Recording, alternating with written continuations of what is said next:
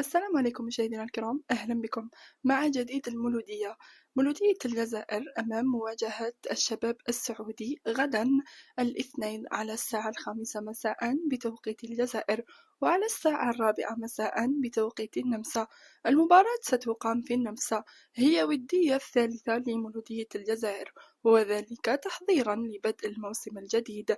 مولودية الجزائر وبعد المباراتين التي لعبتها يعني أعطيت لها طاقة إيجابية كبيرة، وذلك بعد فوزها في مباراتها الثانية وتعادلها في مباراتها الأولى أمام ماميلودي سانداونز. مولودية الجزائر كل يوم تثبت بأنها في تطور، واللاعبين الجدد كذلك أضافوا الشيء جديد للمولودية. نحن نأمل دائما لكي يضيفوا لاعبين جدد أكثر خبرة لكي نتقدم في الموسم، وكذلك في دوري أبطال إفريقيا. كل التوفيق لمولودية الجزائر غدا في مباراتها أمام الشباب السعودي على الساعة 5. خلونا أراكم في التعليقات حول الوديات وحول الودية غدا من سيفوز بها. السلام عليكم.